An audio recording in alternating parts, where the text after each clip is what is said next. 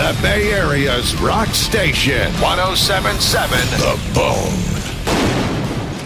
Hey, we're back. 107.7 The Bone is the Bay Area's rock station. My name is Steven Seaweed. I'm with Brent Smith and Barry Kerch from Shinedown. They're doing a big, humongous Bone show at the Grand Ballroom at the Regency Center tonight in San Francisco. Baby Huey, who got the 49er tickets, by the way? Marty Edelson from South San Francisco. And by the way, I believe you had some obscure knowledge using your massive and powerful influence, something about the producer of Shinedown's latest earlier, record? The guys mentioned Rob Cavallo was their producer, and as you know, everyone in the Bay Area knows I'm a huge Green Day fan, so for them to be connected with them, with the producer, I thought was awesome. So this guy Rob was good for you. Well, yeah, I mean, we met him, I actually met him very, very early on in 2007 when we started writing the record. We got about 5 songs, and he wanted to take a meeting with me because I was in LA at the time, and I went in, and the thing is that he was like, "Oh, I heard you had this new acoustic song you're going to play for me." Our chairman of our label, Kerch Kalman, said, "Yeah, he's got this new song." I didn't have anything, and I had a couple of demos, so finally kept harping on me, and finally I was like, "Just give me an acoustic guitar, man, I'll play it." So I just made up something, and he's like, "What is that? What was that?" And I'm like, "I don't know, I just made it up." And so for like the next 30 minutes, we just played a bunch of blues songs together and this and that and the other, and I was like, "All right, man, I'll see you later, dude." Maybe, I never thought I'd see him ever again. 9 months went by, and I hadn't known this, but he had been getting filtered all of the songs that we had been writing, and we got close to 60 songs before we even got into the studio to start making the record. And then I remember the breakfast the morning before we actually started recording the record, I got a phone call from our A&R guy, and he said, because Rob had said that he wanted to do the record, and I was going to have breakfast with him. So our A&R guy called me up, he said, "Just so you know, I want to let you know who Rob Cavallo is." And I was like, "Okay." And he was like, "He did American Idiot by Green Day. He did Dookie. He did Dizzy Up the Girl by the Goo Goo Dolls. He also did the New Kid Rock record. He did the last My Chemical Romance record." And I go, "You know what? That's wonderful. I'm not in any of these bands."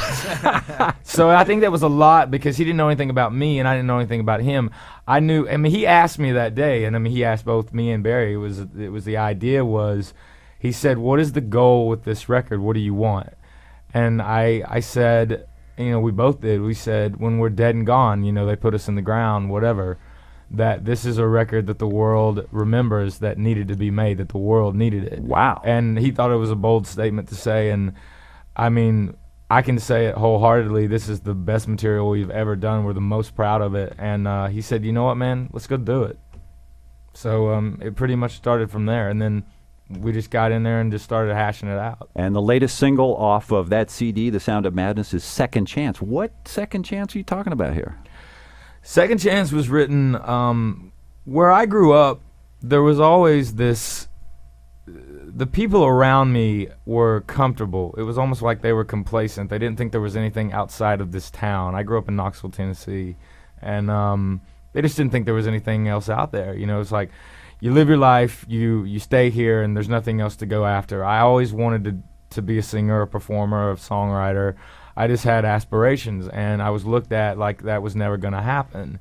And my parents didn't really understand it. And my parents are the most wonderful people in the world, and they're my biggest fans now. And it was one of those things until you could tangibly see like a record or hear it on the radio. But the point of the song is the second chance is that idea. And not even the idea, it's the goal of having a dream, an aspiration, something that you want more than anything in the world, that someone else might tell you that you're incapable of doing it, maybe because they're too scared to try it. But that has nothing to do with you. It's your life. You have to choose what you want in life. And the reason the song is called Second Chance is it's that moment that you decide that you're not going to be complacent.